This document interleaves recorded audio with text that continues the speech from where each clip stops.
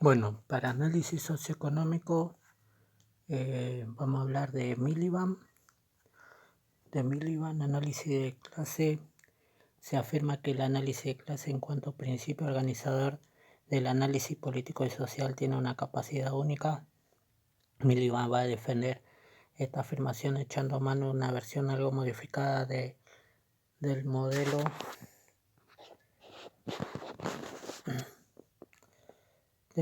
marxista del análisis de clase. El análisis de clase, debidamente entendido para Miliband, constituye un constructo teórico de valor incomparable. El análisis de clase es en realidad el análisis de la lucha de clase. Esta misma se ocupa fundamentalmente de las bases y mecanismos de esa lucha, del carácter de los protagonistas, de la forma que adoptan los distintos periodos de una sociedad dada y en las distintas sociedades, de los constructos ideológicos bajo de los que se libra la lucha y de otras cuestiones similares. Los protagonistas de la lucha de clases son los propietarios de los medios de producción y los productores. La relación entre estos es de explotación. Esto quiere decir que los dueños de los medios de producción se apropian del plus trabajo. La explotación no es exclusiva del capitalismo. El énfasis marxista de la extracción del plus trabajo está justificado, pero el problema es que se deja fuera del análisis del estudio del proceso de dominación y subordinación de clase, condición esencial del proceso de explotación. La explotación tiene una importancia crucial, pero es la dominación lo que hace posible la explotación. La clase dominante de la sociedad de clase no se define ya únicamente en función de la propiedad de los medios de producción, es decir, una clase dominante en cualquier sociedad de clase se constituye en virtud de su control efectivo sobre las tres fuentes principales de dominación: los medios de producción, los medios de administración del Estado y los medios de coerción, los principales medios de comunicación y consenso. Cada una de las tres fuentes de control constituye una parte de una estructura de dominación. El mismo Estado es un gran extractor del trabajo como patrón y como recaudador de impuestos. Estructura de clase de la sociedad capitalista. Élite de poder. Por un lado existen individuos que controlan los pocos cientos de empresas industriales, financieras y comerciales más grandes del sector privado de la economía. Por otra parte están quienes controlan las posiciones clave de los sistemas estatales, presidente y jefe de gobierno y sus colaboradores, etc. Clase media o media clase alta o clase media alta, también llamada burguesía. Por un lado, los que poseen y controlan un gran número de empresas medianas, y también la clase profesional, abogados, contadores, científicos, arquitectos, etc. Los miembros de esta clase forman parte de la clase dominante porque sus miembros sí ejercen un poder e influencia económica, social, política y cultural. La clase dominante no es en modo alguno homogénea, pero ninguna clase lo es. A pesar de la múltiple diferencia y conflictos existentes en las clases,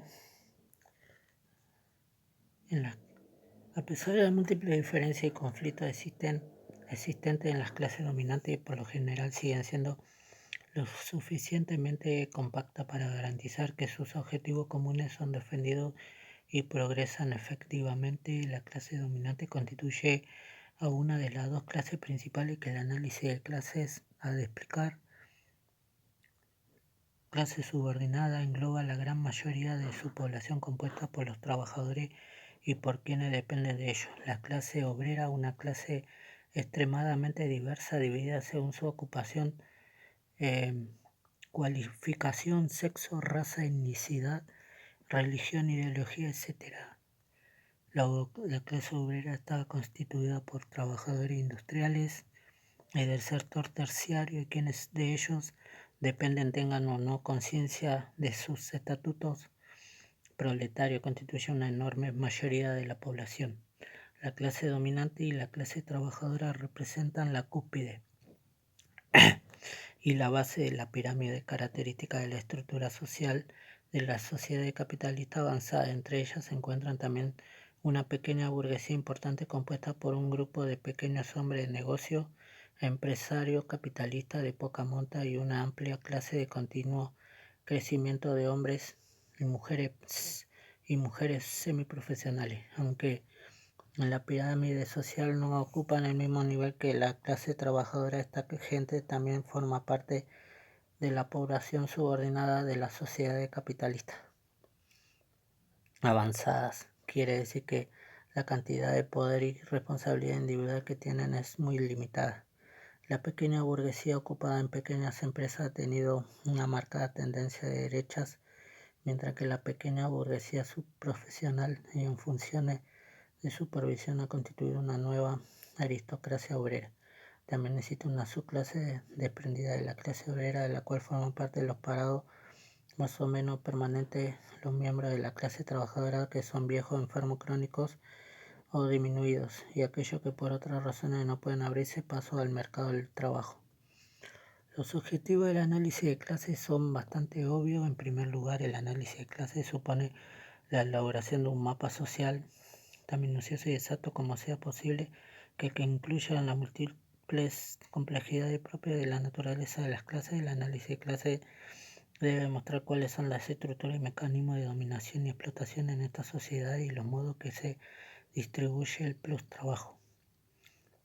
La lucha que se ocupa el análisis de clase, por una parte, la clase dominante busca defender, mantener y fortalecer el orden social en nombre del interés nacional. Esta clase dominante es lo que se puede llamar clase conservadora. Por otra parte, la clase subordinada, que ejerce una permanente presión desde abajo, que siempre toma una de estas dos formas, lo hace para mejorar sus condiciones de vida. Reformismo lo hace para producir el final de toda subordinación, revolución. La presión desde arriba, el análisis de clase se ocupa del modo en que se libra la lucha por la hegemonía de las poblaciones subordinadas. Toman parte de este proceso los periódicos y otras publicaciones, la radio, la TV, el cine y el teatro, la iglesia, partidos, asociaciones, el Estado, etc. Las áreas de investigación evidente del análisis de clases es el modo en que las clases dominantes tratan de usar el sistema político para sus propios fines. La más importante es el Estado. En relación con la presión desde abajo, hay que volver en primer lugar a la distinción entre la lucha por la modificación de las condiciones y la lucha por la abolición de toda subordinación. Marx creía que la clase trabajadora tenía que verse inevitablemente impulsada a adoptar la segunda de estas alternativas. En los últimos 100 años, esta presión ha tenido una marca carácter reformista. Las organizaciones del movimiento obrero, los sindicatos y los partidos políticos han sido explícitas e intensamente reformistas. Lo han conseguido por la vía de la reforma, la presión desde abajo, la intensa lucha de clase y la amenaza de la lucha de clase. Ha servido para atenuar la crudeza de la dominación y explotación clasista para muchos sectores de la población subordinada, en especial para el trabajo organizado. Miliband dice que la democracia capitalista ha demostrado ser un sistema muy flexible, con una gran capacidad de resistencia y asimilación, y desempeña